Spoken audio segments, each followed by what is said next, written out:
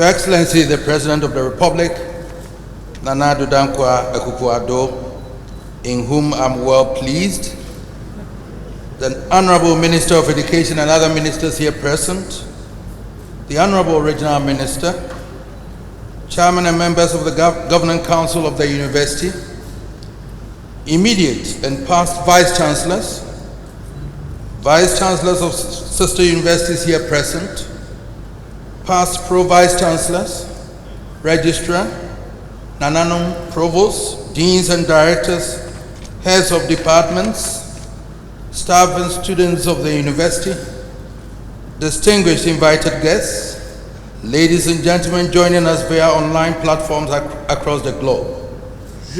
I have the honor once again to warmly welcome you all to this investiture ceremony. This is the fourth of such ceremony that I am presiding over as the Chancellor of this noble university. You all agree with me that today's ceremony is historic in a number of respects. It is historic by the way we are all dressed this morning in nose masks and face shields. It is historic by the limited number of people seated in this auditorium due to social distancing and all the other restrictions and protocols resulting from the dreaded COVID-19 pandemic, which has compelled the whole world to modify and find new ways of doing things. To borrow the words of His Excellency the President, we are not in normal times.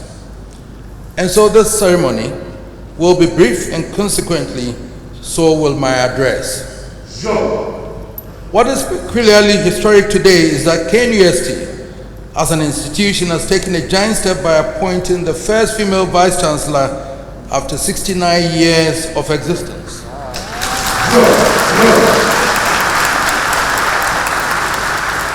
Today's ceremony is to induct Professor Mrs. Rita Akosua-Dixon into office as the 11th Vice Chancellor and the first female to ascend to the high office of Vice Chancellor of Kwame Nkrumah University of Science and Technology. This is indeed historic and will go down in the annals of this university, the nation, and the world at large.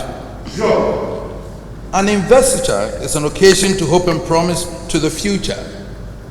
For you as Vice Chancellor, the ceremony is to instill the daunting realization that you are the first among equals of over 4,000 members of staff, the leader of this university community who collectively has the duty of nurturing over 64,000 students of this great institution into responsible adults and future leaders of our beloved nation.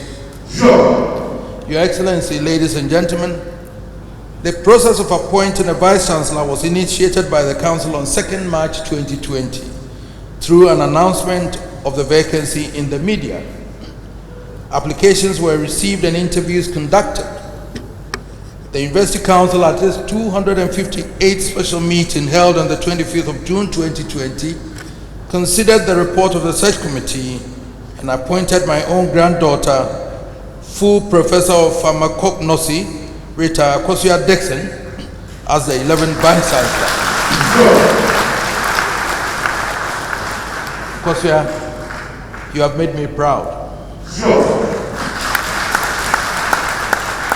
You are indeed a pacesetter for the women of KNUST. You were the first female Dean of the Faculty of Pharmacy and Pharmaceutical Sciences, the first female Pro-Vice Chancellor of this noble university, and the crowning glory, the first female Vice Chancellor of KNUST. You have put meaning in the African proverb which says, the seeds of success in every nation are best planted in women. Accept my warm congratulations, and I'm indeed proud of you. Your Excellency the President, distinguished ladies and gentlemen, as you may know, even though I get briefings about all the happenings in the university, I also pay periodic working visits to the campus to ascertain things for myself. I must say, I've been very much impressed with the strategic developments on this campus.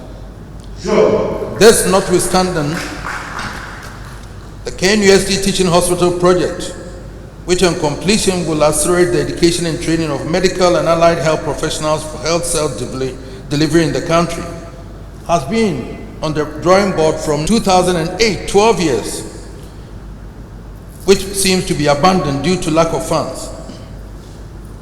I have written to you, Your Excellency, through the Minister of Finance, and I do hope that it is a priority on Your Excellency's healthcare agenda. Sure. And especially so when I'm the Chancellor and you are the President. I want this hospital to be built for me. Sure.